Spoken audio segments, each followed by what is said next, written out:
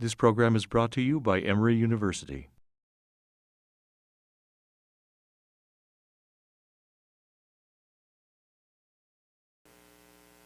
Good evening, and welcome to the 17th Annual EPIC Inspiration Awards. My name is Lauren Simons, and I've had the pleasure of serving as president of the Emory Public Interest Committee this year. For those of you unfamiliar with EPIC, we are a student-run organization whose mission is to promote awareness and increase understanding of public interest law, to encourage and facilitate the employment of Emory Law students in public interest legal positions, and to acknowledge the professional responsibility of lawyers and law students to make sure legal services are more accessible to those who do not have adequate representation. The Inspiration Awards are one of EPIC's biggest and most exciting events of the year. Tonight, we come together as a legal community to honor 3 attorneys and 1 graduating law student whose accomplishments truly embody what tonight is about: inspiration. The Inspiration Awards serve another important purpose, namely providing meaningful support to our public interest attorneys of the future. The money we raise through this event will go directly to funding students who will work in unpaid public interest positions this summer. In fact, this room is filled with past and future grant recipients, each of whom have unique experiences and goals. If you get a chance, please try to talk to some of these students during the celebrations afterwards, and you will immediately see that your donations are going towards a very worthy cause. Thank you for joining us for this celebration of heart, mind, and spirit. EPIC is honored to host this evening, which would not be possible without your support. Now I'm going to turn it over to Dean Shapiro to say a few words.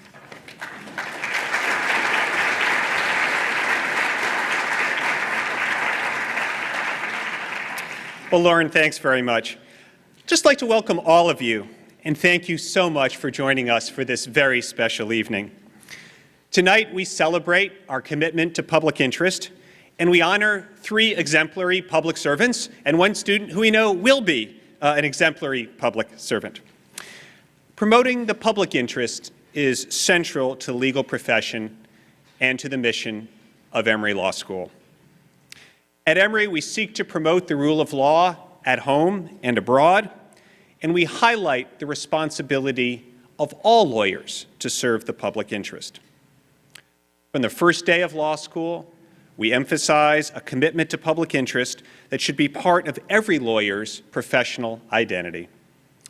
At Emory Law, we promote public interest in many ways, and I'd like to take this occasion to mention just a few. We have vibrant clinical, field placement, and pro bono programs, and this year we're starting a new program, a program to provide legal assistance to veterans who would not otherwise have legal representation. Later this month, we'll host a public sector career fair where more than 80 local public sector employers will interview students for summer internships. The Loan Repayment Assistance Program, which provides financial assistance to our new graduates in public sector careers, assisted 20 graduates last year. And the law school continues to host the Public Interest Dinner Series, where a select group of first-year students meet with local public interest lawyers throughout the year. I was pleased to join the group just last week down at the state capitol, where we were joined by State Senator Jason Carter and Representative Ed Lindsay. I also wanted to share some news updates about the recent public interest accomplishments of our students, who continue to make us very proud indeed. Last year, Emory Law School was selected to participate in the Justice John Paul Stevens Fellowship Program. And 2 of our students, Ruth Dawson and Jamie Schickler, were honored as summer fellows in this prestigious program. Ruth worked in the ACLU of Northern California, and Jamie worked with the DeKalb County Public Defender's Office. One of our new graduates was selected for an Equal Justice Works postgraduate fellowship sponsored by the Home Depot and Ford & Harrison. Former EPIC President Kristen Tullis will work with the Atlanta Legal Aid Society beginning in September, advocating on behalf of unemployed and underemployed homeowners in Metro Atlanta to help them avoid foreclosure by accessing relief under Home Safe Georgia and the National Mortgage Settlement. Another new graduate and former EPIC president, Jenny Hernandez, has been selected for the prestigious Presidential Management Fellowship Program and works with the U.S. Department of Labor in Washington. Of course, at the heart of Emory's public interest law program is the Emory Public Interest Committee, EPIC, the student group that has created this very special evening.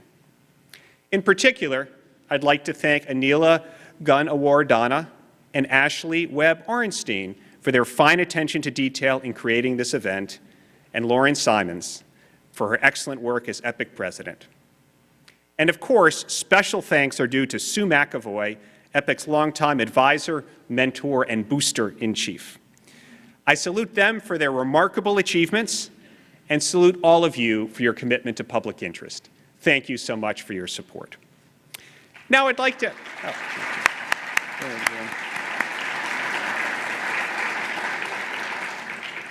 Now I'd like to introduce Dan Bloom, who will serve as this evening's Master of Ceremonies. Dan Bloom has been an integral member of the Atlanta public interest community since his graduation from Emory Law School in 1994. Now a member of Packman Richardson, where he practices domestic relations, Dan worked with the Atlanta Volunteer Lawyers Foundation for 8 years, first as a staff attorney and then later as deputy director.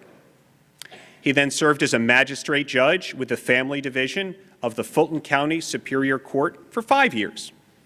Dan is a current or past member of many organizations and has served on the boards of the Partnership Against Domestic Violence, ACLU of Georgia, and the Atlanta Bar Association's Family Law Section.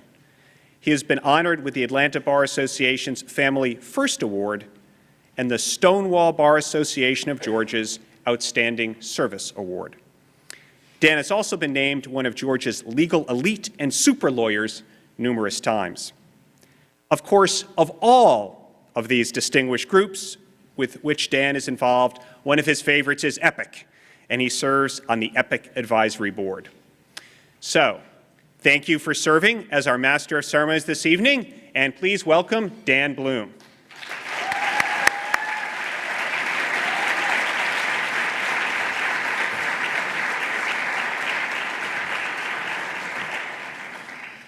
I think I forgot that the dean of the law school was going to introduce me. Whenever I've been spoken to by the dean before, it was never good news when it was here at law school. When the dean called me, and this wasn't what I was going to say tonight, and he asked me to do this, I cited the people who had done it before me, Justice Sears, Dorothy Beasley, Conley Ingram, and I said, I'm not sure this is the trajectory the school wants insofar as those who MC the evening.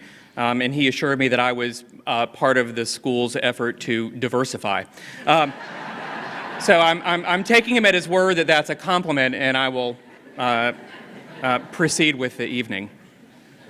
So in preparation for tonight, I was given a script that I was supposed to follow. I've obviously shot that. But those of you who know me know that I'm not very good at following scripts. But I am tonight going to do my best to say what I'm supposed to say, and I will likely say things that I'm not supposed to say. But I can assure you that I will help this program run along at a proper pace, because I know that I am the person standing between the honorees and a well-deserved cocktail, and I am the person standing between me and a well-deserved cocktail. So the evening will plug along. But regardless, there are some formalities that are important for us to note tonight as we celebrate tonight's really, really extraordinary recipients. Tonight is a great night in the legal community. It is an annual celebration of lawyers and of law students who are inspiring and who work tirelessly and with passion to make this world a better place. Every year, and I know I speak for myself, but I probably speak for many people in the room, every year this event reminds many of us why we became lawyers in the first place. Tonight's award recipients confirm for us once again, even though we know it, that public service and pro bono work are not incompatible with private practice, and in fact, they are essential to what we do. Without them, we are not really lawyers. They help us develop professionally, they help us be better lawyers, and they are indispensable to our development as individuals, as spouses, as partners, and as parents. So tonight we're going to celebrate award recipients, but we're not only celebrating Tamara and Jeff and Robbie, we are celebrating the students of the Emory Public Interest Committee. And I sometimes think that when we are at these events, they don't get their just due. Those of us who have the opportunity to work with the EPIC students, I say have the luxury of knowing that in the end it actually is all going to be okay. Their work and their dedication to ensuring not only access to justice, but that it is access to a fair justice system is remarkable. When they talk about those of us who are on the advisory board of the Emory Public Interest Committee, I think it's important to note that we are, in fact, an advisory board. We advise. The students of the board are leaders, and they are leaders in the truest sense of the word. Those of us who get to work with them, I think, are regularly humbled by our discussions with them. Their work, their ambition, their intelligence, and their commitment to public service is exemplary. So this award ceremony, all of this tonight, is organized and implemented by the law students so that they can raise funds to ensure they are able to work in public interest. And I think it's a perfect way for them to honor Tamara and Jeff and Robbie. It is really tomorrow's leaders who are honoring today's, and in doing so, they are ensuring that those who come after them have the opportunity to practice law in the public interest if they wish to do so. So on behalf of the advisory board, please accept our sincerest thanks to all of you who support the EPIC students and the incredible work that they do. So we have sort of official orders of business now, and our first official order of business is to honor a recently graduated Emory Law student who has continued to serve the public good. There are many of them. And tonight presenting the award is somebody who should have a ceremony all to herself, but it is Emory Law Public Interest Advisor Extraordinaire Sue McAvoy.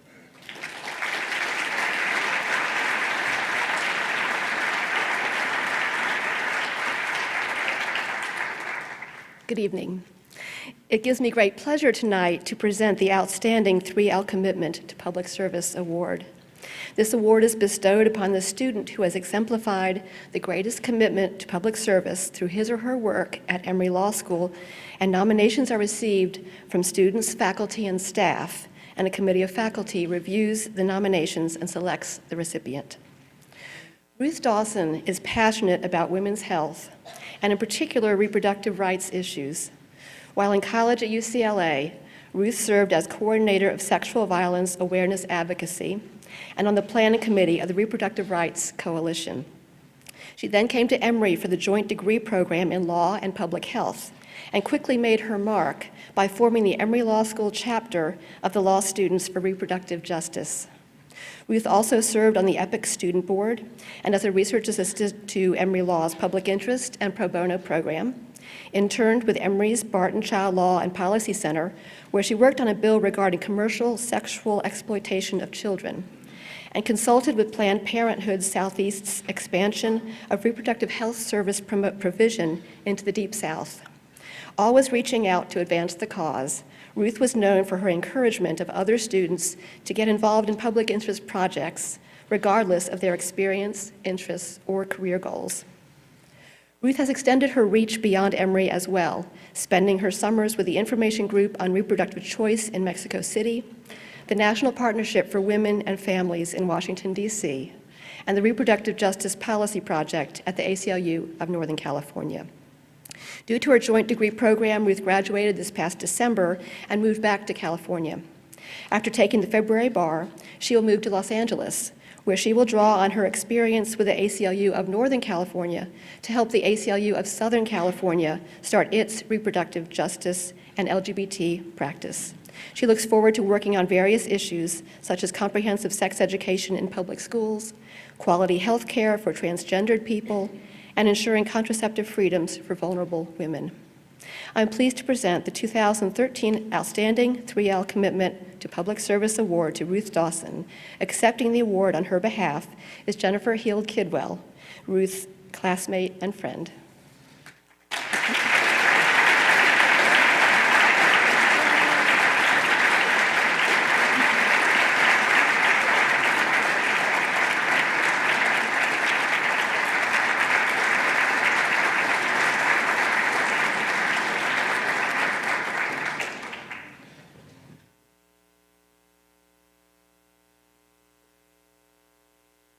That's the kind of work EPIC students do. So the first EPIC Inspiration Award of the evening is the one for unsung devotion to those most in need. And it is going to be presented tonight by Marty Ellen. So I'm given a script to introduce the introducers. So I was given a script to introduce Marty.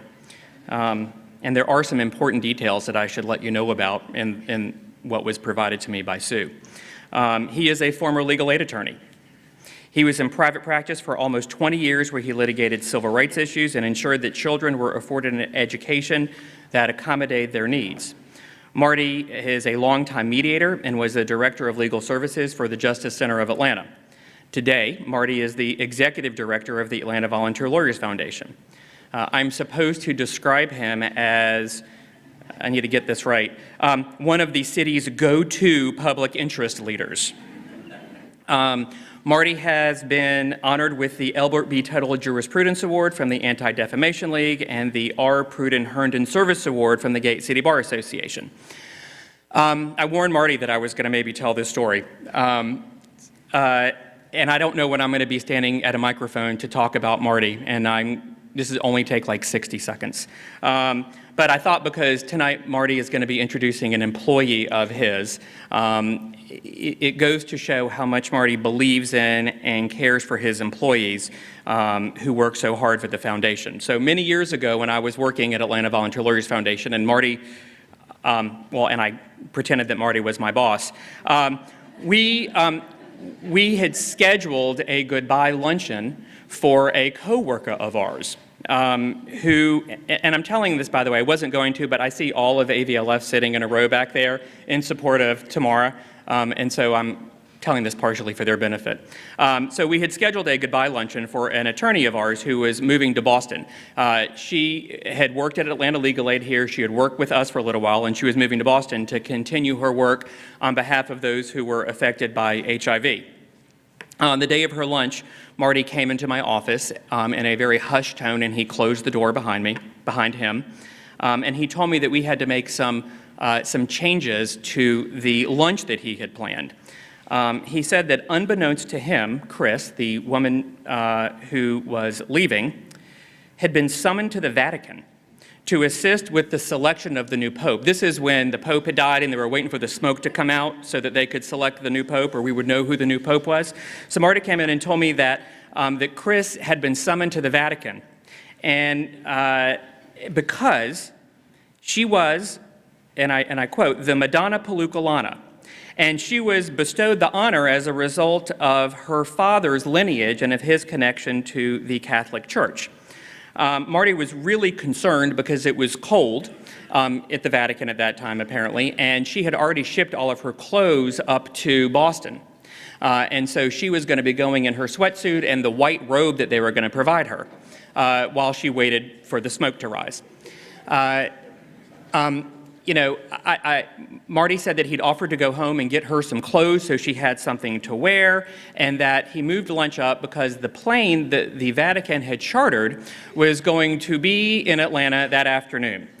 He had moved the restaurant to an Italian restaurant so that we could give her a proper send-off. As I was trying to take all this in about the Madonna Pelucolana and Marty's just inevitable belief in all of his employees and in all that is right and true in this world, I asked him, I said, Marty, I need to understand this because I'm not quite certain about this. Are you telling me that the lesbian in the office next to me has been summoned by the Catholic Church to help select the next pope because she is the Madonna Pelucolana? I'm not making this up. Those of you who are, I'm not making this up, okay? And Marty looked at me and he said, absolutely. And it was especially meaningful to Chris because the summer before, she and her partner were supposed to have an audience with the Pope, but it got messed up because of a scheduling conflict. So he just wanted to let me know that we had to rearrange our day because we were moving lunch earlier to an Italian celebration. So I kind of felt bad. You know, it was kind of the Southern bless his heart moment. And I said, Marty, have you looked at the calendar today? And he looked at me. I said, it happens to be April 1st. Marty looked at me in all sincerity, turned on his heels, walked into Chris's office and said, are you kidding me? And in fact, she was. But that is what a decent soul Marty is. He believes in people. So with that, I introduce Marty Ellen, who is going to do the Unsung Devotion Award to Tamara Caldas.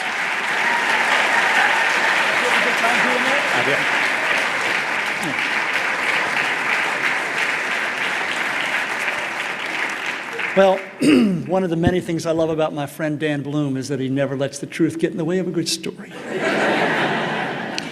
Well, let's get right to it. Tamara Serwer-Caldas is an excellent lawyer, and she would never tell you that. But tonight, happily, she doesn't have to because her colleagues, past and present, are here to tell you all about the extraordinary work that she does. I wish I could share everything that I've received by mail and by phone and in personal interviews with her friends, but put together, this is the portrait of a woman who lives by this direction. If one does not consider the circumstance of fellow human beings, then the whole purpose of the law is lost.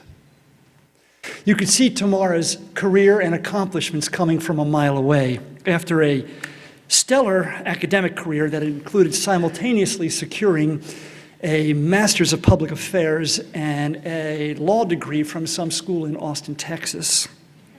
She clerked in the Sixth Circuit, and there her judge, Judge Daughtry, told me, Tamara was a superb law clerk and a joy to have in chambers. We never had a doubt that she was headed into public interest law and into lifelong public service. We knew she would shine and work closest to her heart, and she has. From there, Tamara went to the Southern Center for Human Rights, where, frankly, she just made life miserable for some jailers and a few political subdivisions who refused to believe that this little pixie of a lawyer could challenge men and systems that had been in place since, well, no one could remember it ever being otherwise. The Southern Center's Kung Lee related it to me this way. Typical of Tamara was the second preliminary junction in the Tutwiler case when she was 2.5 months pregnant with Shoshana and pretending that she wasn't. We pulled into the federal district court parking lot. She got out, she threw up, she cleaned up, and she carried on. And carried on, apparently she did. Tamara represented over 1,000 women in the 1,000 women prisoners in Alabama, and Micah Doctoroff, who was an investigator in that case, said this was a case that Tamara and others had fiercely litigated for years. So fiercely and so successfully, in fact, that the state of Alabama and the Department of Corrections never quite recovered from what hit them. Sarah Tatanchi, who I believe is here, she is the executive director of the Southern Center for Human Rights, told me this is what she learned from Tamara. If you're fighting for something for your client, you might as well get comfortable because you're just not leaving the room until opposing counsel gives in.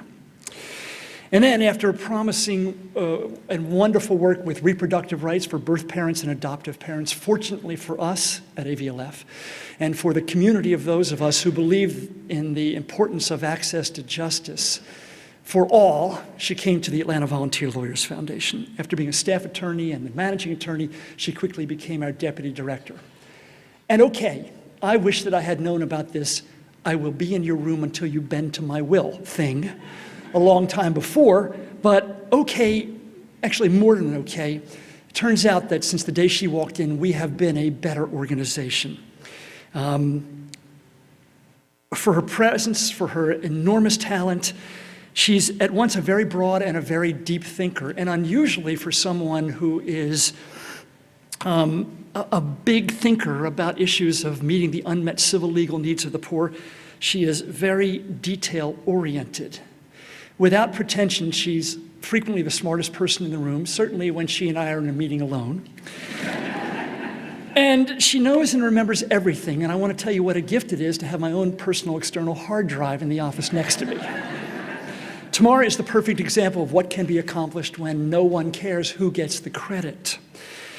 She has so often been a force for positive change for which there has been no publicity, and I only will have time to cite one example, and that has to do with our local court system in Fulton County, where meaningfully she provided the impetus for the establishment of the Housing Advocacy Resource Center and then the Self-Help Center.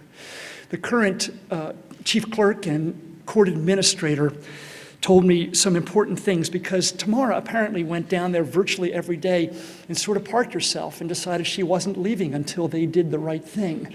But importantly, along the way, she made a lot of fans in that building. Here's what Cicely Barber told me: "I can always count on Tamara to tell me the truth and to be helpful. I'm very grateful for her wisdom, her guidance, and most importantly, her friendship." Louis Levinson, who is a judge in that court, said this: "Tamara has been an involved member of the court family for years and always with a constant interest in contributing ideas for improving the quality of justice and fairness that is delivered to all who served. She is a resource that everyone respects for her knowledge of law and for her experience about the legal procedures utilized in the court." And this is from people we usually fight very hard against, to move them and to push them to expand the services for those who are marginalized or otherwise unsophisticated. At AVLF, where she now manages the day-to-day operation of the foundation, generally absent any publicity, let me give you a quick list of what she's accomplishing. She's worked with Michael Lucas and his team to revitalize the Saturday Lawyer Program, which is now 40 years old, and again, the primary vehicle for the delivery of housing and consumer and wage claim and debt defense work and related pro bono service in our city. She jump-started the strategic planning process, successfully generating through it a plan by which AVLF reconsidered its core programs and revised its mission and value statements. She's revised our employment manual. She's interacted extensively with law students, particularly from Emory, working with Frank Alexander's group last year to promote an expansion of the Protecting Tenants in Foreclosure Act.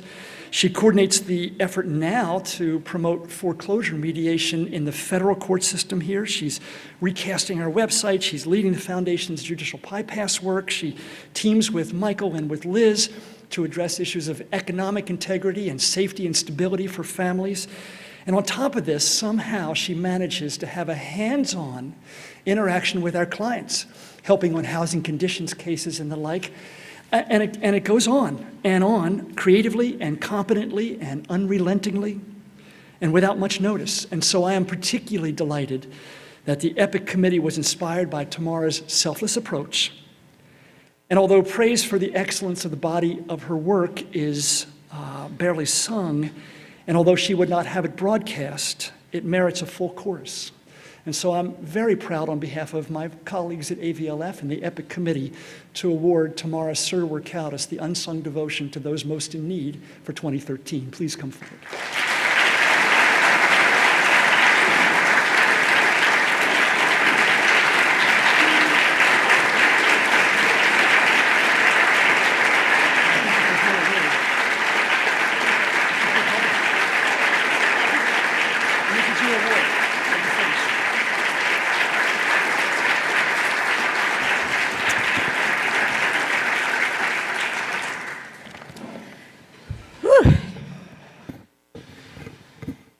Those are some hard acts to follow. Thank you, Marty.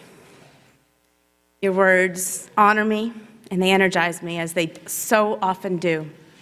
You are my friend, my colleague, my mentor, and I think you are one of the most gracious and generous people I've ever known. And I think when I look around this room, I think there are very few who would disagree. The Madonna Palamacuca is in some ways, it's a very funny story, but it's a very emblematic story of really how deeply Marty believes in us as employees and wants our lives to work, whether the Pope is involved or just the elementary school is calling because the kid has the flu. So thank you. I'm really proud to count myself among the many in this room and the many in this community who have worked with, laughed with, and fought for justice with Marty Allen. I appreciate you every day, and I hope that we have many more days of leading that foundation, expanding and pursuing our mission together. Thank you to the students and the board of EPIC. It is a great honor to be recognized like this in front of so many colleagues and so many people that I care deeply about. But it's even more exciting to know that the proceeds from this event are going to support your fellowships, your explorations of public interest law. This evening I have a daunting task, a truly difficult one. I am being given an inspiration award for devotion to those most in need, and yet almost everyone I know who inspires me and has been devoted to me as a lawyer, as a woman, as a mother, as a daughter, as a wife, is in this room. It's a daunting task, a truly difficult one, and for that reason I'm actually using notes, which is one of my no-nos for public speaking, but there's just too much to say, and Dan, I know you'll get off the hook if I speak too long.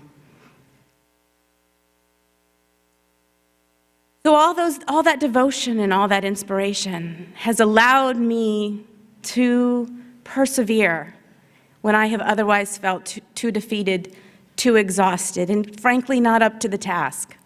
Standing up to Southern lawyers in Northern Alabama to fight for chronically ill inmates in tiny, dilapidated jails in the Deep South is exhausting. And it is true that I would not leave the room until I was at least heard.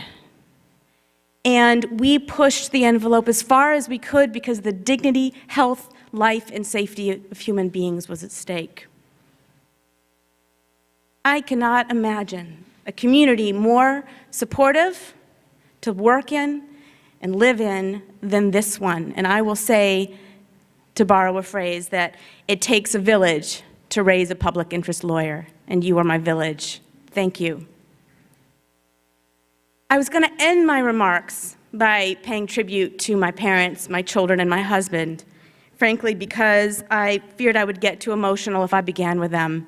But I think you have to begin with your heart.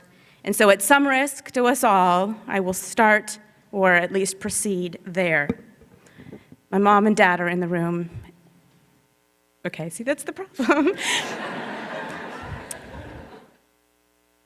You have raised me to lead from my heart, to respect the dignity of all people, and to follow my passion wherever it led me. You believe in me so deeply, and I can only hope that I, as a parent, can raise my children with as fertile a ground from which to flourish in the direction that they choose as you have for me. Thank you.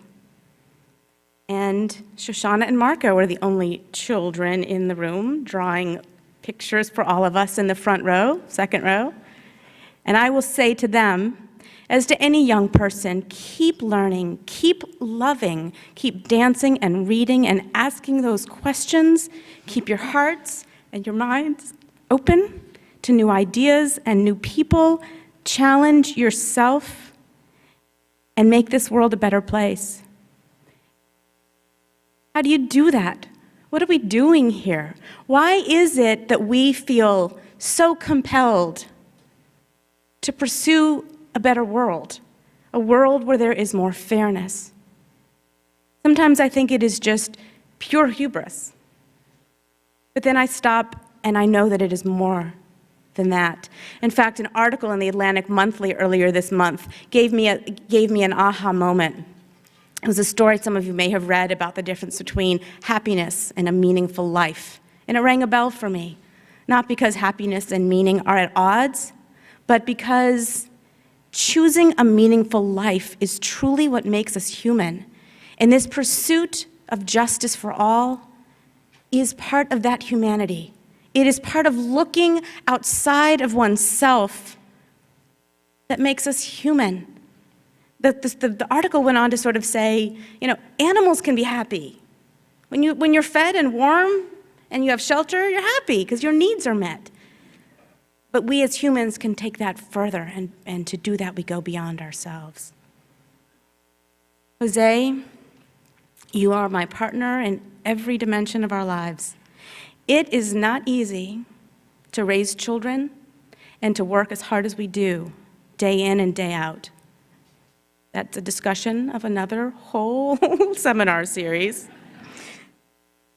But your love and patience and support of our family make that possible. You are a good soul, and I love you. So in that Atlantic Monthly article, Dr. Martin Seligman said the following thing. He's a psychologist. In the meaningful life, you use your highest strengths and talents to belong to and serve something you believe is larger than the self. There are many, many ways to do that, and I think it is the work of a lifetime to figure out one's individual way. For many lawyers, as for me, it is about opening the doors of justice so that people have a fair chance, regardless of their income, their status, their race, their language. During my second year of law school, I had the privilege of hearing Steve Bright speak at the school. Gave a keynote speech on the inequities of the criminal justice system in the South. I'd never heard of him.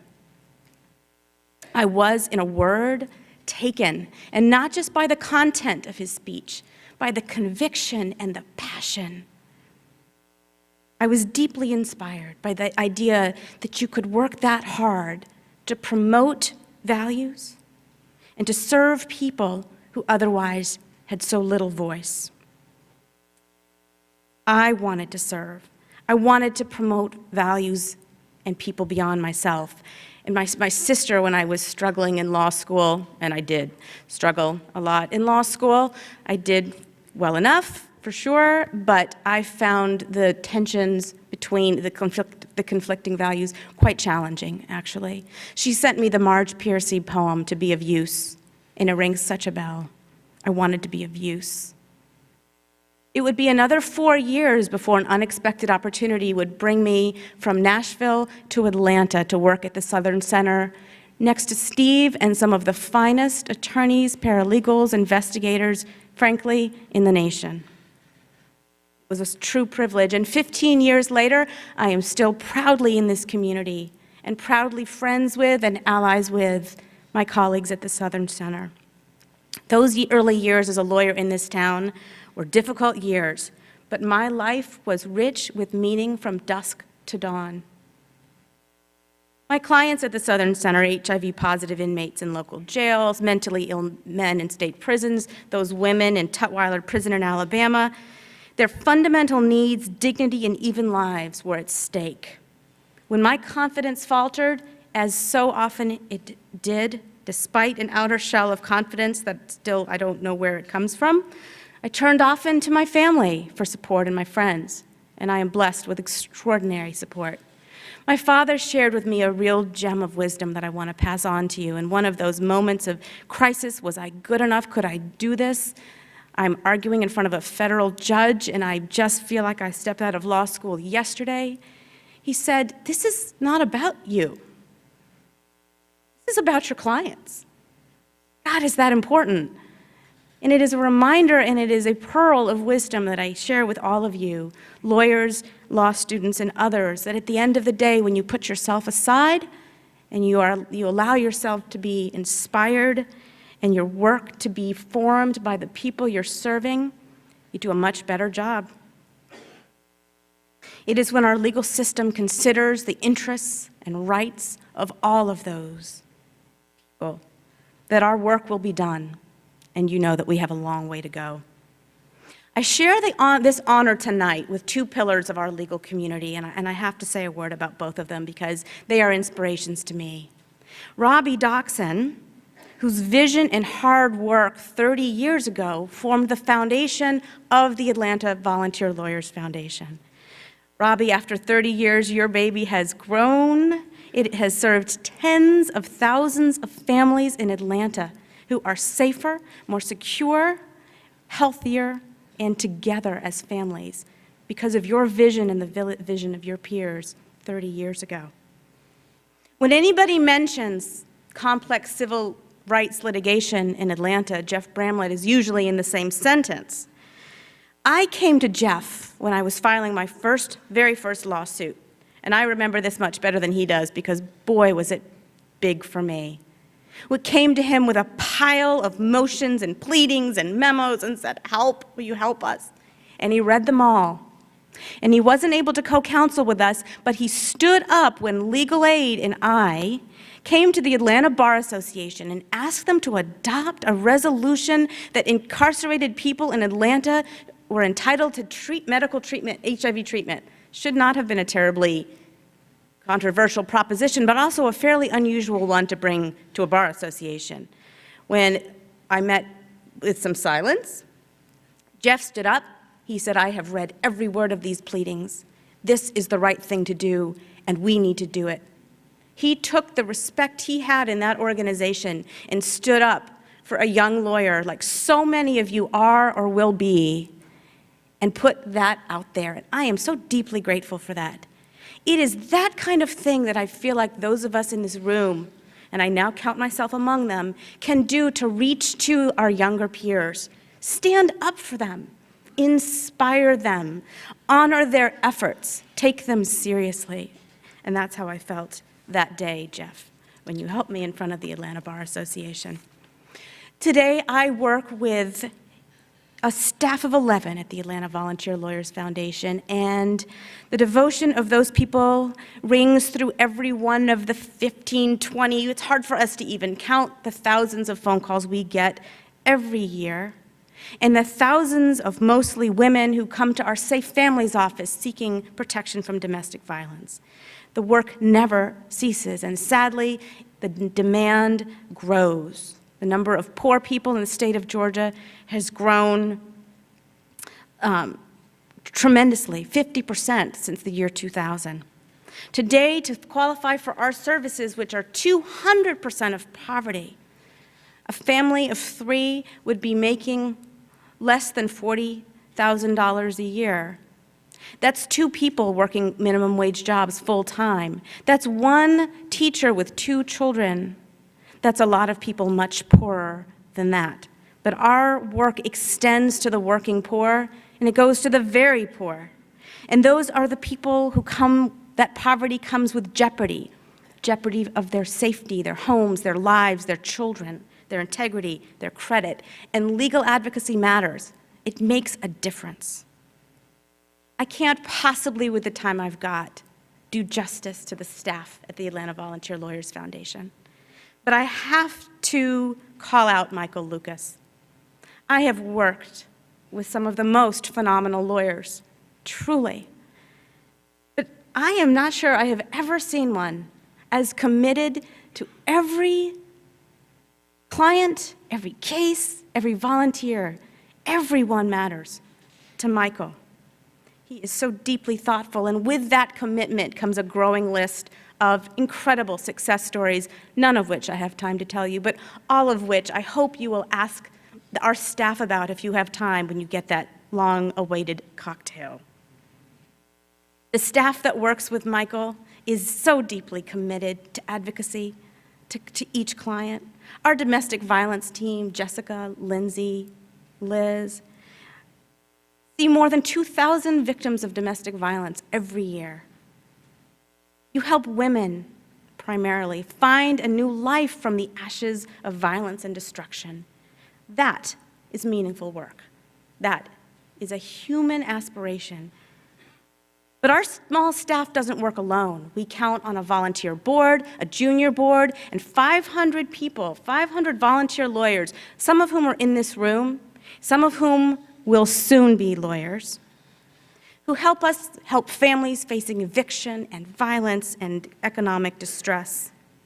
They come back and write to us and say, working with this client was my most, the professional achievement about which I am most proud. These are direct quotes. This is better than closing a deal. I am a better lawyer, a more compassionate person, because I got to serve this client and I got to work with your staff. And after donating 20, 30, 40 hours, most of those volunteers turn around and contribute financially to our organization because they know it takes money to pay a staff that can recruit and train and support hundreds of lawyers to help thousands of people every year. I now count myself as old enough to talk to the lawyers of the next generation, some of whom are in this room. You inspire me. I never talk to students, law students or undergraduate students, without feeling a spark of inspiration and hope for our future. It is true, as Marty said, that EPIC's public advocacy group, which started just a couple of years ago, worked tirelessly with our organization, trying to crack some of the very tall and difficult walls at the state legislature to promote the interests of tenants, not a group that has much of a lobbying presence in Georgia. And I was inspired every day by those students. They worked so hard. I couldn't imagine that they were doing that while writing papers and exams and interviewing and all of those things in a market that is so challenging, that is so tough, where there are no guarantees. I have so much hope for the future, and it is because those young people give me hope. Don't be afraid, students, when you come to our organizations, to push us a little. Bring new ideas, bring new values, bring new visions.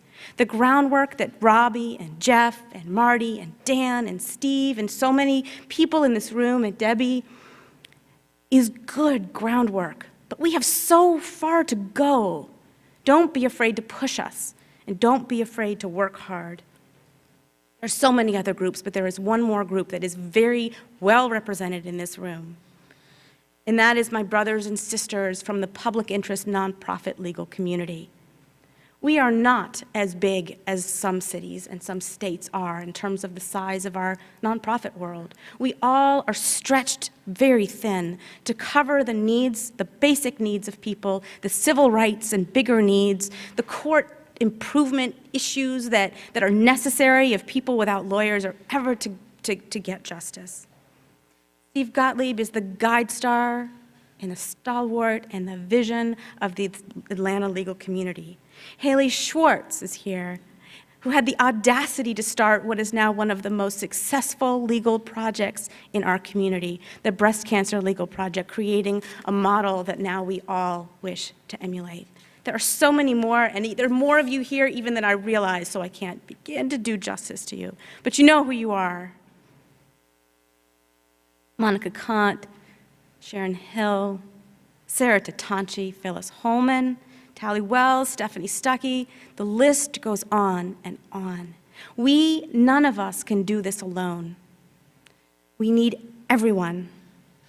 And we are all committed to this common principle of equal access to justice, equal rights, you name it. People deserve a fair chance. People's dignity matters, whether they are poor, in jail, they are immigrants, they've lost jobs, they've had problems, and that's why we're here. There is not one way to choose a meaningful life. There are so many roads. Find something that moves your heart and step up and take action with confidence. Call on your community, your family, your friends, your kids, your parents, your colleagues.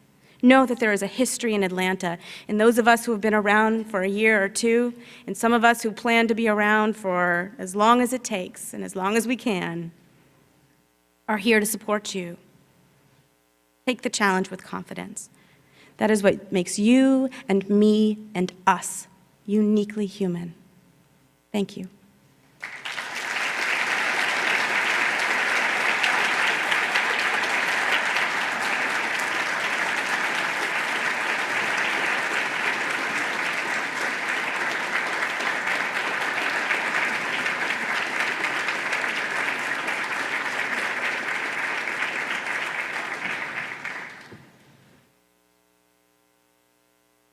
Thanks, Tamar. When Tamar started at AVLF, during the second week she was there, after 8,000 questions about what we could do for this person or what we could do for that group, Marty walked into my office and said, "I think she's going to make us buy books." And she did. Our next award is being presented by Teresa Wynn Roseborough, who is presenting the Outstanding Leadership in the Public Interest Award. Teresa is the Executive President, General Counsel, and Corporate Secretary for the Home Depot. Prior to holding this position, she held several positions in the legal department at MetLife, was a partner with Sutherland, Asbell, and Brennan here in Atlanta, and served as a Deputy Assistant Attorney General for the U.S. Department of Justice, and she clerked for Justice John Paul Stevens of the United States Supreme Court. She can be confident I don't make fun of people who clerked for Supreme Court justices, so she is safe in that regard. Teresa is a current or past board member of the Lawyers Committee for Civil Rights Under Law, the American Constitution Society, and the Atlanta Legal Aid Society. Teresa is also involved with Emory. She taught as an adjunct professor at the law school from 1996 to 2005 and currently serves as a member of the University Board of Visitors.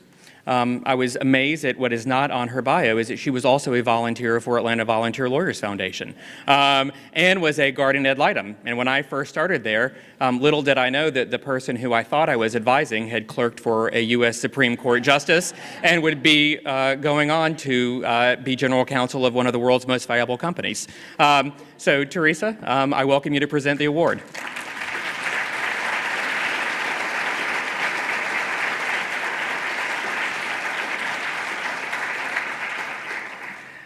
Thank you so much, Dan. And thank you, EPIC. Thank you to the student leaders of EPIC. Lauren, Kristen, all of you give so much and you inspire us every day with your example and your great work. And it's a privilege to be here with you today. It's a humbling honor for me to have the opportunity to present Jeffrey O. Bramlett with the EPIC Outstanding Leadership Award, because I know Jeff's going to cry, so I'm going to leave all the crying to him. But I also want to take the opportunity to congratulate Tamara and Robbie on their awards tonight, and to salute my co-presenters, Marty and Steve, who are both giants in the public interest community. As all of you who know Jeff know, he's not exactly flown under the radar screen in our profession. He's been the president of the Atlanta Bar Association, the president of the Georgia State Bar, the president of ACL of Georgia, and a member of the ABA's House of Delegates. He's a fellow of the American College of Trial Lawyers, an honor that only goes to the top 1% in the country of our profession. He's received numerous prestigious awards, including the Elbert P. Tuttle Jurisprudence Award from the Anti-Defamation League, the Charles E. Watkins Award for Distinguished and Sustained Service to the Bar, and the Harold C. Clark Professionalism Award. He's been recognized by numerous organizations, including Chambers USA, as one of the best lawyers in the country and one of the best business litigators in the country. His face, with his enviably abundant eyebrows, I pay good money for these, I could use his, enigmatic smile and sly eyes are also very well known, having often been featured on the cover of the Fulton County Daily Report, the Georgia Bar Journal, and the Atlanta Journal-Constitution. So how do I introduce someone who's already so well known to most of you in this audience? I flatter myself, but I had a brilliant idea. One of the things that's most special about EPIC is that it's a student-run organization. And of all the awards that Jeff has received, I don't believe he has won one that came from the heart of students.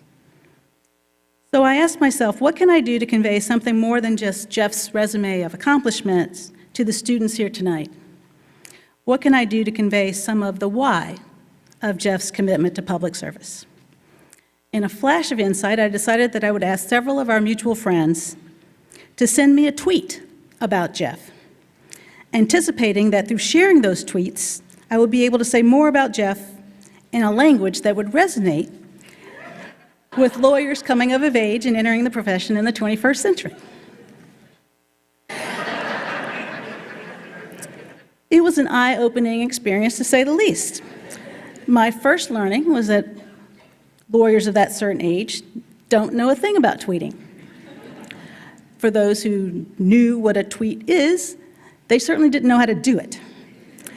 And those who knew what it was and had some notion of how to do it didn't know how to compose one, been completely stymied by the 140-character limit.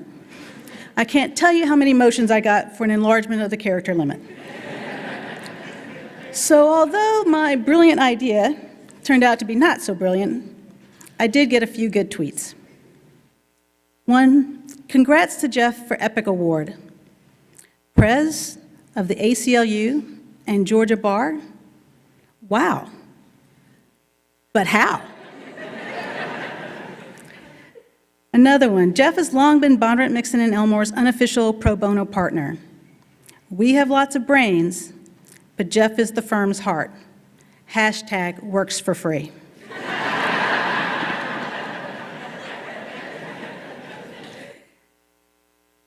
Bramlett has a heart of gold, but he's no Rockefeller. Just wants the law to make the world right. Small task. He dwells in eternal optimism. And finally, a surpassing champion for children. His Kinney A work protects thousands of them who are otherwise abused and deprived. Together, these tweets do paint a picture of the man. Jeff is brains and heart, and a surpassing champion.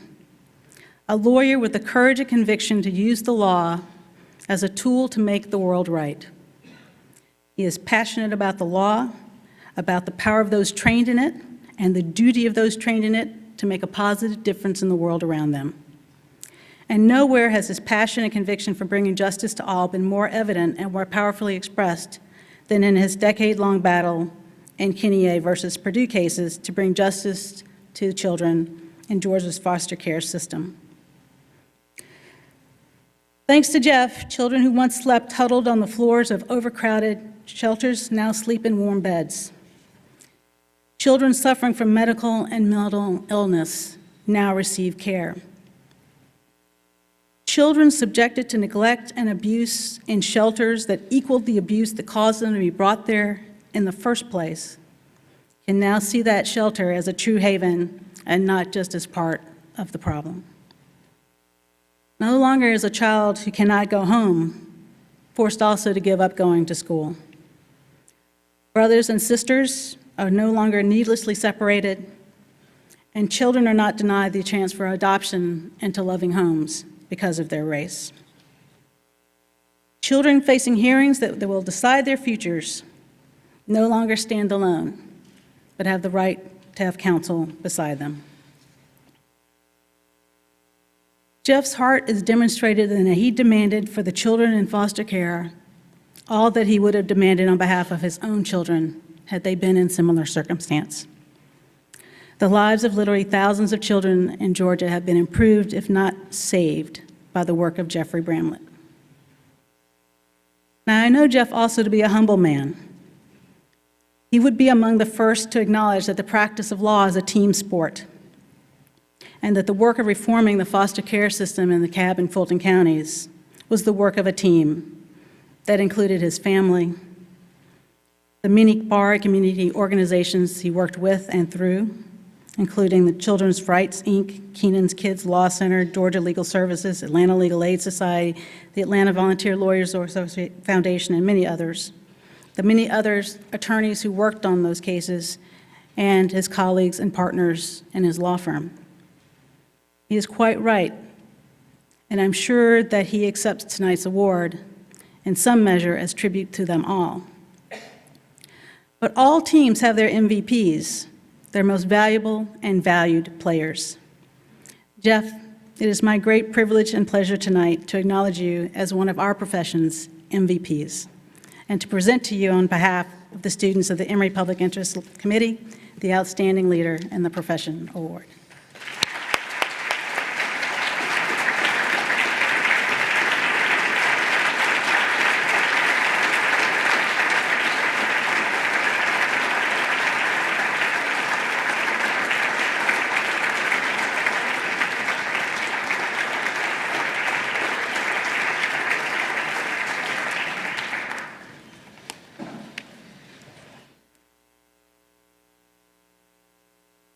I admit that it's a pretty thin case to take a capitalist like me who's spent most of my career in the private sector and justify an award of this sort, which I'm very proud to have. But I knew that it was going to be a thin case, and so I hired the best advocate I could find. And I think you all understand why I did that. Thank you for that generous obituary.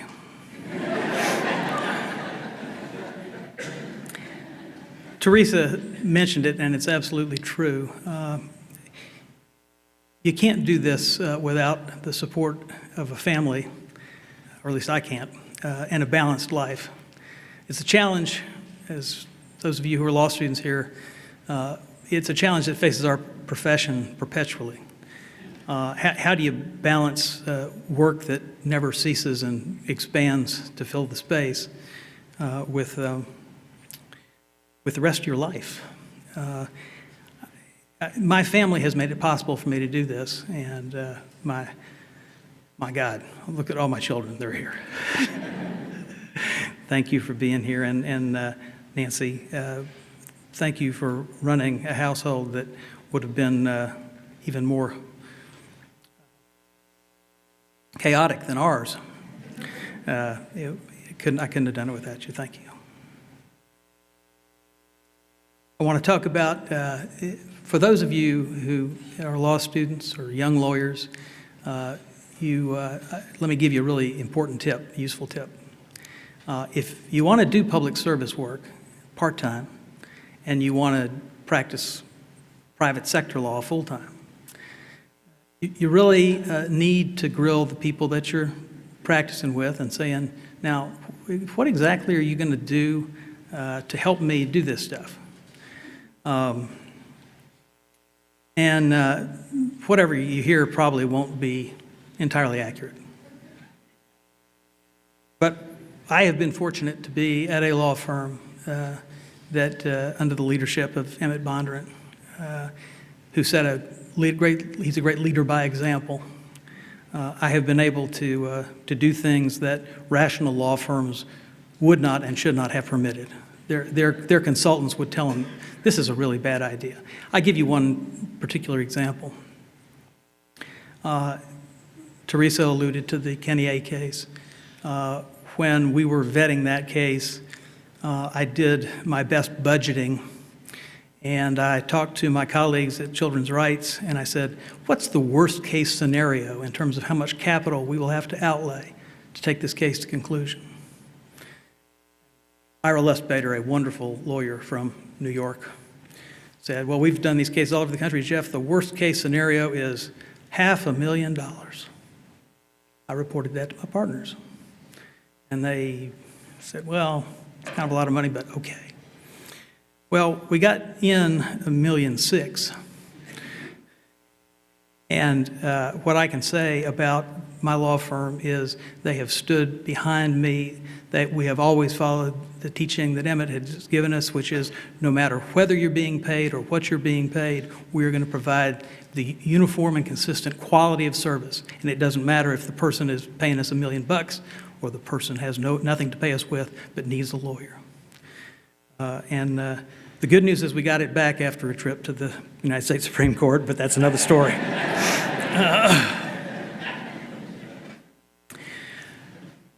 Robbie, Tamara, I'm so proud to be in this situation with the two of you. Robbie, one of the things I've learned about leadership, I've learned a few lessons, and I'm going to talk about those very briefly and sit down. But one of the things I've learned is that you got to have a succession plan, and if you don't do that, whatever your endeavors have been, you can't get it right. Well, you got it right, because there sits Gottlieb, and it's brilliant. Thank you so much on behalf of the legal community for that. Marty, I'm a little surprised that you would think it surprising that Tamara be as tough as she is. I mean, she was graduated from the University of Texas Law School, as was my wife. We raise tough women lawyers down in Texas. That's just all there is to it. And Tamara, your remarks nearly caused me to have an outbreak of Muskie-Bainer disease.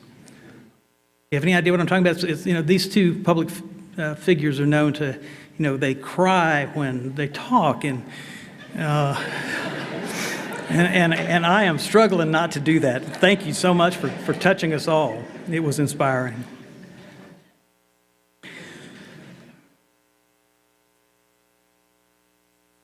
Because I'm from the private sector, I'm going to talk about the public sector. And I just really have two messages for law students who've been bombarded over the last few years with the following propositions. Law school costs too much. You'll never get out of debt. It's not worth it. Y'all heard that? Read that somewhere? Tonight is proof that the ongoing quality of legal education in this country is essential to our civilization, to the rule of law. Not just because people learn the backstory of corporate law or the mechanics of how to do pleadings or write interrogatories, but because we train people with a set of values that matters. So I'm going to talk about the public sector. And there's two things that I want to encourage you young lawyers to do. You've been sold a bill of goods when people have told you, don't bother with law. I mean, it's a calling. It's not, don't come into this profession to make a bunch of money. You might do that, you might not, but that's not what is important. What is important is that you contribute. And in the public sector, legal training gives you the ability and a step up to be great public servants, whether it's in local government or state government. Think about running, and if you lack the courage to run, find somebody who's willing to run and encourage them, and give them a little bit of money. You can do that if you're doing it from the private sector, and it's helpful. The other thing I want to urge on you is this: the organized bar is a leverage scam. Now, leverage is a word that's gotten a bad rap. It's just, we're talking about a lever. It's moving things. That's what a lever does. What's wrong with moving things in a better direction? The organized bar, if you assist one other lawyer and move them in a good direction, help them help their client, you've done something well. But if you can put together a group of lawyers, like the 6,000 members of the Atlanta Bar, and push them and inspire them and use that lever, it's not just a question of serving one client at a time, which is what lawyers do, and that's a good thing. But what you're able to do is to improve our society by joining lawyers together in an organization, as a group. Now, they tend to herd like cats, but it's still worth doing. And so I submit to you that the organized bar is something you should be active in. You should step forward, take a leadership role. My story is, well, I was with the ACLU and then I got elected to the state bar. I know that's kind of wacky, but it can happen, and anything's possible in our profession. And I close by saying, it's not just me who thinks so. Did you notice the name on the building? E. Smythe Gambrell, ring a bell? He was the president of the Atlanta Bar. He's the president of the Atlanta Legal Aid Society. He was the president of the American Bar. And he was a pretty sharp guy. I'm not going to tell the Smythe Gambrell stories, but he was a very sharp guy. And his life is evidence that the activism in the organized bar is worth doing. And so I commend it to you.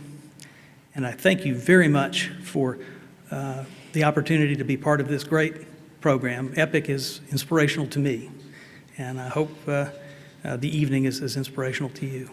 Thank you.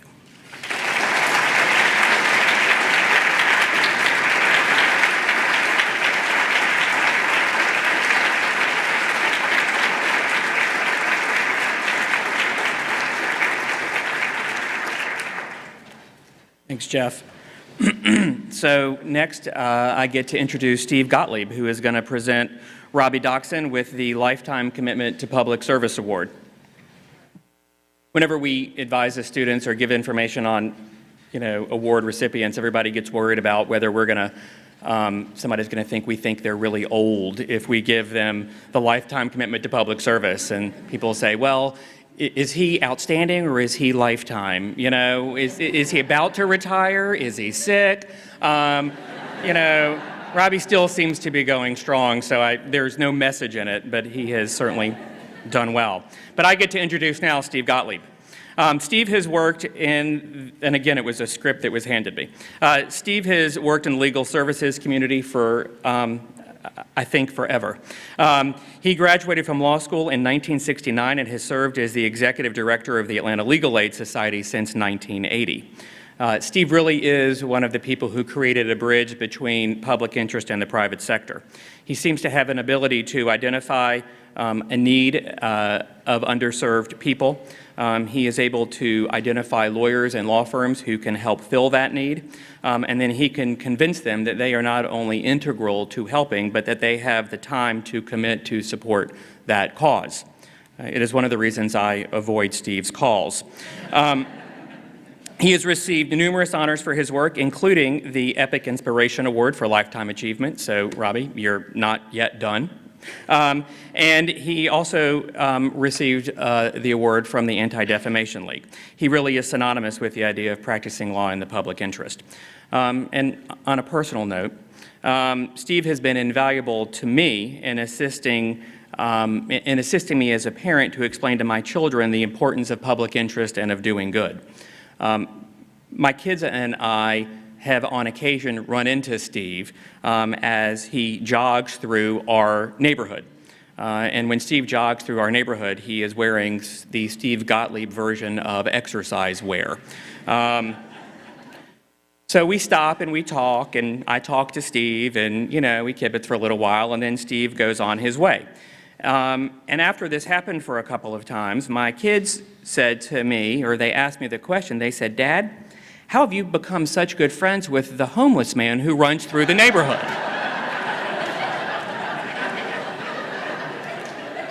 And it has provided me with an awesome opportunity to teach my kids that whether someone is homeless or whether they are an award-winning, longtime executive director of the Atlanta Legal Aid Society, he should still be treated with dignity and respect. And so with that, I introduce to you Steve Gottlieb.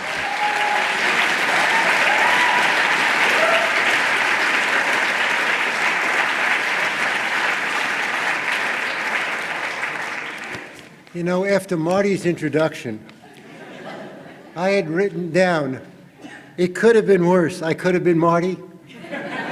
I was wrong. It couldn't have been worse. Let me tell you that it is a real pleasure for me to be up here and to introduce my friend Robbie Dockson for the Epic Lifetime Achievement Award. I've known Robbie since 1969, and for that matter, I've known Joan, his wife, since 1969, when both of us started working at Atlanta Legal Aid after we got out of law school.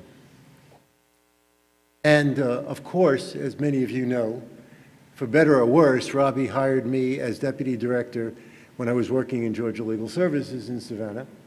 And so, for better or worse for the legal community in Atlanta, he got me back. Let me start out by saying one thing that kind of struck me as odd before I get into the things I really know about Robbie, is what I didn't know about Robbie, or didn't know at least in the detail that I thought I did. I didn't know about some of the other things that Robbie had done besides his work at Legal Aid. For instance, I didn't know about his extensive background in alternative dispute resolution, that he had been a board member of the Neighborhood Center of Atlanta, chair of the Atlanta Bar Dispute Resolution Section, president-elect of the Georgia Arbitration Forum, and co-chair of the State Bar's Arbitration Institute. I didn't know that he had been on the Governor's Office of Consumer Affairs. I kind of knew that he had been involved with the Downtown Y because he got me involved in it. And I didn't know about his extensive involvement in the Anti-Defamation League. Those are important things in themselves. But of course, that's not why I'm here, and that's not really why Robbie's getting an award. Robbie is getting an award, at least the major reason Robbie's getting an award, is because of his work with Atlanta Legal Aid. And as I said, Robbie started with me in Atlanta Legal Aid in 1969. He stayed for a year, then went off to Harvard to get a Master of Law, then came back as deputy director, and then became director of Atlanta Legal Aid 1975 to 1980. Robbie did a lot of things for the program back then. First of all, he brought us into the modern era. He started major litigation. He was involved in Supreme Court cases, that is, United States Supreme Court cases. And although he doesn't get much credit for it, because he gives it to me, he actually started us on the road to expanding our funding so we weren't so dependent on the federal government. He got us money for our work with landlord-tenant work from the city, and got us money under the Older Americans Act, and started our seniors work, both of which we continue to this day. In fact, you know, in just 5 years, Robbie left a number of legacies with Atlanta Legal Aid that I want to mention. First of all, as you've all heard from Marty, Robbie had an extensive involvement with the AVLF program, and actually was one of the founders along with John Chandler. The second thing is that he helped Atlanta Legal Aid, or actually he made Atlanta Legal Aid buy a building. Now, many of you know we have a building at 151 Spring Street. Many of you might expect that it saved us lots and lots of money over the years, hundreds and hundreds of thousands of dollars, which allowed us to use that money to serve clients. And that's real vision. Now, I do have to issue a disclaimer. I was thinking about it on the way because I don't want to be totally unfair. And first of all, I came from the building downtown, and it's got no water today. So we really do have some problems that Robbie did leave us. The different ways that he left legacies. The other thing that you need to know about the Legal Aid building, for those of you who were not in it, it is probably one of the slowest elevators in the world, except that I was reminded about what Emory has. The final legacy actually is the one that people probably know least, but it may be the most important for this audience in some ways. When I was deputy director in 1977, 78, around in that time, I can remember Robbie walking into my office and saying, you know, I've got this idea. We really ought to set aside some money and help people who have student loans. We should reimburse people who have student loans. This was 1977, 78. And he said, let's do that. And he was a little bit afraid it was too controversial back then. So what he did was he set aside some money that we earned from interest so that no one would think that their money was being used to support this kind of controversial thing. And we decided to pay students $50 a month toward their student loans. Now, this was very interesting for a couple of reasons. One is, Robbie decided that he was going to have a $35 deductible. And the reason he was going to have a $35 deductible was because that was the amount of his student loan. And Robbie didn't want to benefit out of the program, which says a lot about Robbie, but the $35 says a lot about what was going on back then. So he did that, and we have done that ever since. And we were the first legal aid program in the country to do that at Robbie's behest. And we now pay students $700 a month toward their student loan. We've been doing it ever since Robbie had that vision. That's a real vision. The other things that people don't know as much about Robbie is what he did after he was director of legal aid, for legal aid. Now, the first thing I want to mention is that Robbie stepped back, and in one of the most graceful ways that I've ever seen. I mean, here was this new director of legal aid, that being me, and Robbie didn't say, you know, you do this or you do that. Basically, Robbie said, if you need me, call me. And I didn't call him for a while, but after a while, I decided I'd call him, and I took advantage of him. And what we took advantage of him in doing is to raise money for the program. Robbie had always felt as director that one of the most important things we could do was to pay people adequate salaries. We don't, but we tried. And the student loans, as I mentioned. And so one of the things Robbie volunteered to do, and still does, is to aggressively raise money for Atlanta Legal Aid. And this year's chair of our annual campaign is going to be Robbie Doxey. Take advantage of Robbie again. The other thing that Robbie did, which was very typical of him, was that he was involved in a program that we started to mentor younger lawyers. One of the neat things that we do is we try to match up our board members, and Robbie became a board member. In fact, Robbie not only became a board member, but he became president. And we match up one of our board members with one of our staff. The idea being that we're going to show the board the quality of our work and the quality of our lawyers. Well, Robbie has mentored 3 young lawyers, and they all love him to death, and they all have gotten a lot from being associated with him. The final thing that I think that I wanted to point out about Robbie is it is a Lifetime Achievement Award, as a number of people have said. And I'm here to testify that you can continue to have a life, but 40 years is a long time. And after 40 years, Robbie has not lost one iota of his commitment or his enthusiasm about legal aid and about supporting our work. And the way that really came home to me was, many of you know we did a documentary which we aired a year and a half ago called One Law for All, the story of the Atlanta Legal Aid Society. And Robbie was really prominently featured in that documentary. In fact, I might mention that he had more scenes than I did. And I was still director at the time. But his passion and continuing passion came out, and that's why he was so featured.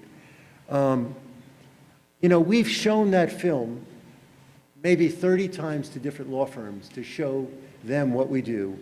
And on many of those trips, Robbie has done the introduction and talked about why he wanted to be at Legal Aid and what we meant. And he's never lost his enthusiasm. And because he's never lost his enthusiasm for over 40 years, it is a real honor for me to recognize him with the Lifetime Achievement Award. Thank you, Robbie.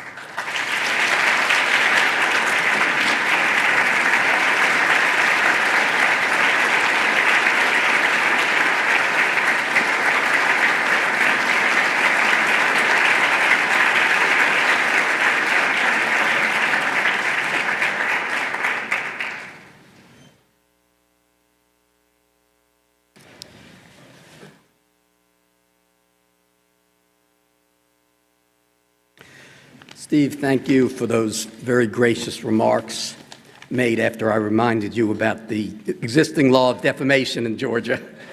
Appreciate that. No, seriously, Steve and I have discussed that my decision to leave legal aid in 1980 may have been the best thing that happened to both of us. It was certainly the best thing that happened to the program. A lot of the speakers have kind of taken some of the things that I'm going to say. I want to make some initial observations and personal observations. I certainly appreciate the speakers who talked about getting a little bit emotional, because I always do. My family knows that. But I'm truly humbled and honored on so many different levels to have been chosen to receive this award. I asked Sue McAvoy to send me a list of past recipients, and when I looked at the list, I said, what am I doing here? Among so many superstars of our legal community, many of whom are friends and colleagues with whom I've had the opportunity and the good fortune to work over the years on various public interest activities. Many of you are here today. Dan, I appreciate that this is not an old fogey award. I wasn't so sure about that. Next, let me use something of a sports analogy, and there's been some reference to this. When the winning quarterback is awarded the game ball or the most valuable player trophy, he often says, no, not me. This is for the whole team. Well, to the extent that I'm receiving this award today, based on a lifelong association with legal services, and particularly the Atlanta Legal Aid Society. I pretty much say the whole thing. I've been so lucky to have had the opportunity throughout my tenure with Legal Aid, over 40-plus years, to work with and know the most incredibly dedicated and skilled people, lawyers and support staff, both when I was an employee of the Society and later after I left, throughout my board and officer tenure. This includes both staff members and volunteer board members, many too numerous to mention by name. But like the victorious quarterback, I view the award as one for the team. Next, I have to say how especially rewarding it is for me to receive this award from an Emory program like EPIC and the law school. Even though I'm not an Emory grad, this university has in many different ways played a major role in the life of my family, all of whom are here with me tonight. My wife, Joan. We've been married. She's been married to me for over 42 years. And I submit to this group that she deserves a Lifetime Achievement Award for that.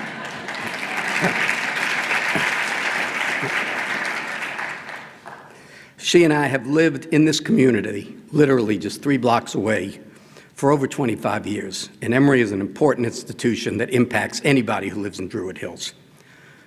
But my family's ties to Emory go much deeper. Our oldest daughter, Lori Gatos, is currently a professor at the Rollins School of Public Health.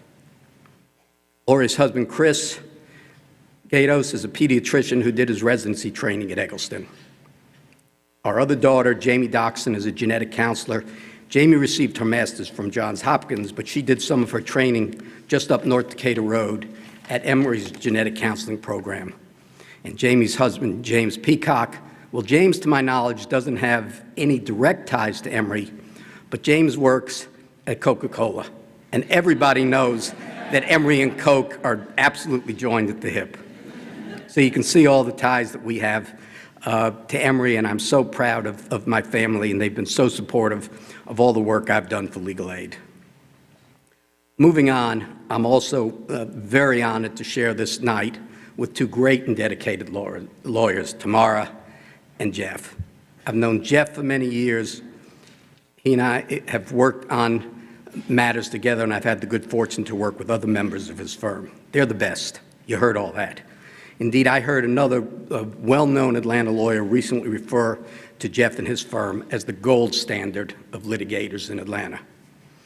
As for Tamara, I haven't known her quite as long as I've known Jeff, but I've known her family much longer, Philip.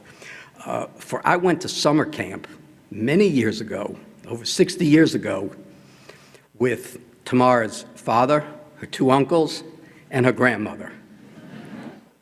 And of course, Tamara, you've heard of all the wonderful things that Tamara does with the Atlanta Volunteer Lawyers Foundation as its deputy director. As you heard, I was fortunate enough to be one of the founders of AVLF, along with several other previous EPIC honorees like John Chandler and Jim Martin. It's one of the accomplishments of which I am most proud, and therefore for me to share this night with AVLF's deputy director is especially special for me. Moving on again, and I may get emotional here, I can't mention all the people who've helped me professionally over the years, but I would like to take this opportunity to very briefly mention several lawyers and judges who are no longer with us in life, but each of whom was a very important figure for me in my career development. The first 2 names, I think only the old-timers in the crowd may know. First was Dan Bradley. Dan, in 1969, came to my law school, interested me in considering a job in legal services for the poor. It wasn't on my radar screen. Recruited me for a federal fellowship program that Steve referred to called the Reginald Heber Smith Fellowship Program, or the REGI program. Arranged my assignment by that program to the Atlanta Legal Aid Society. And by the way, Steve was one of my REGI colleagues at Atlanta Legal Aid that year. Next was Michael Terry. Not Jeff's partner, Mike Terry, and former Atlanta Bar president, but the original Michael Terry, who was my predecessor as Legal Aid's executive director. Michael brought me back to the program in 1972 as deputy director after I'd left for a year to enter an LLM program. Absent that action on his part, I doubt that I would have ever had the history with the society that I've had. Next, this one's tough.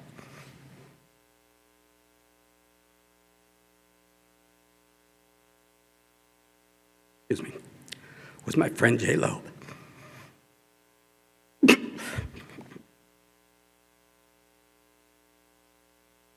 This one's tough. Jay's wife, Nancy, is here. For those of you who knew Jay, he just had the greatest, most creative legal mind. He was just a joy to practice with in those early years, legal aid. Okay. And finally, there were 3 excellent judges, each of whom have passed on in the past several years, who provided help and guidance in various ways to me as a young lawyer when I really needed it. I'm not sure why they did, but the mentoring I received in different ways early on from Ernie Tidwell, Joel Fryer, and Sidney Smith was just invaluable to me, and I'll always remain grateful to each of them. Now, Sue McAvoy had asked me, as well as EPIC's co-chairs, that I speak briefly to the law students here today about why I chose public service or public interest as an integral part of my career. So here goes. Getting involved initially was probably just dumb luck on my part, thanks to the Dan Bradleys of the world. But staying involved for over 40 years was not. So here's my message to our new and about-to-be new lawyers. Find yourself a professional passion, especially in something that has overall societal benefits, and run with it. Excuse me. If you do that, you will be rewarded and satisfied beyond your wildest expectations. It doesn't matter if you choose full-time employment, like I did for the first 11 years of my career, and like Tamara has done for a whole career, or if you undertake the path as a volunteer over and above your day job, as I've done since 1980, and as Jeff has done for so much of his illustrious career. Just do it. Make it part of your professional DNA. I may be preaching to the choir here, but it's like I suggest to you, if you get involved in some kind of meaningful, law-related, public interest activity or activities, our profession will be the better for this, so will our society, but most of all, so will you. Someone once said something to the effect of, choose to work at something you love, and it won't be work. And that's so true. I've been very fortunate to have, as Steve mentioned, a number of different roles in my professional career. Private practice commercial litigator, mediator, arbitrator, court-appointed special master, even adjunct law professor here and at Georgia State. Each in his own way has been great fun and very satisfying for me. I've thoroughly enjoyed each of those different roles. However, I can absolutely say that none of those roles can compare in terms of my own personal satisfaction and enjoyment with the experiences I've had through my affiliation with Legal Aid. The legal work I did when I was employed at Legal Aid was unquestionably the most interesting and enjoyable legal work I ever did. And the time I've spent as a board member and officer of that organization has certainly been the most satisfying and rewarding volunteer experience I've ever had. In conclusion, I would say it really seems almost dishonest for me to get an award like this for having done something which I've enjoyed so much. For me, the doing has been the reward. But having said that, I gratefully accept this award. I'm honored by it, and I thank everyone involved with Emory Epic who's been kind enough to so honor me. And I thank all of you who came here tonight to support EPIC's mission financially, because that mission is so important in terms of fostering public service opportunities for our law students. Thank you.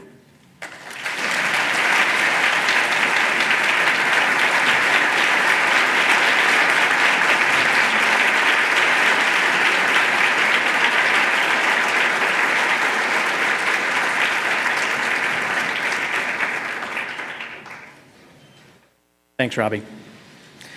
So before I introduce tonight's co-chairs to provide some closing remarks, I want to challenge some people in the audience and the law school. You heard Dean Shapiro say that EPIC is really the heart and soul of the law school. And we are thrilled to know that we have a friend in Dean Shapiro to support public interest here.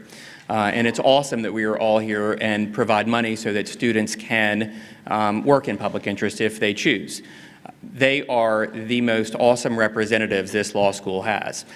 The students of EPIC make this school and everything it does look good, and I think we need to challenge the school to make sure the students get their just rewards. We can start small, but I encourage all of us to ask the law school, small things. Let's put Emory Public Interest Committee on the school's homepage. Maybe make a small financial donation to help students proceed in their desire to work in public interest. But let's acknowledge that these law students who do an unbelievable amount of work make this law school look good, and this law school owes them something. And I would encourage us to challenge the law school to do the same good work for the students that the students does for them.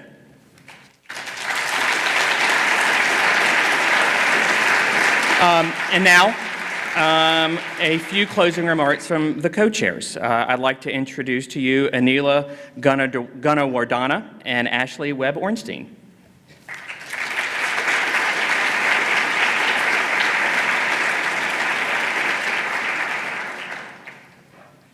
Thank you all for coming. I'm Ashley Webb-Ornstein. And I'm Anila Gunawardana. And we are this year's Inspiration Awards co-chairs. We would like to start out by thanking our full grant sponsors. Sutherland Aspel Brennan LLP, they're sponsoring 2 grants, which we so appreciate. Frank and Joan Alexander, Bondurant Mixon and Elmore LLP, Goico and Bolle PC in honor of Howard O. Hunter, Laura S. Huffman, Kilpatrick Townsend and Stockton LLP, Legal Association for Women Students, Norman and Bettina Roberts Foundation, and Dean Robert and Lillian Shapiro. We are also delighted to announce a significant gift for the EPIC Summer Grant Endowment Fund. The Janet Hayes Davis Foundation has made a gift of $106,000 to endow an EPIC Summer Grant in perpetuity, so that every year there will be a Paul S. Davis Endowed Fund Summer Grant recipient. We are thrilled to share this news with all of you here who care so much about EPIC. Representing the Family Foundation today is Sarah Sipperly, a 2004 Emory Law graduate and a former EPIC Summer Grant recipient herself. She now works as the managing attorney of the Health Law Unit at Atlanta Legal Aid Society. Sarah, will you please stand?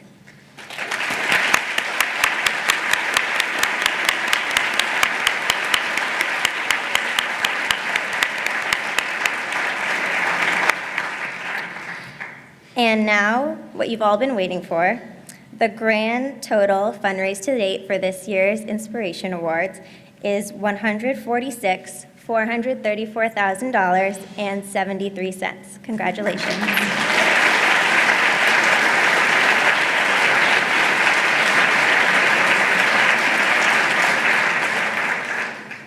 We would also like to thank the caterers who made the reception possible with their generous donations. Avalon Catering, Bada Bing Catering, Carroll Parks Catering, Low Country Barbecue, Masterpiece Events, Nicole's Events, and Saba. We also want to give a very special thank you to Sue McAvoy, EPIC's faculty advisor, without whom the EPIC Inspiration Awards would just not be possible. Sue has put in a countless number of hours on the event and has been an invaluable resource to us. So Sue, can you please come up to the stage?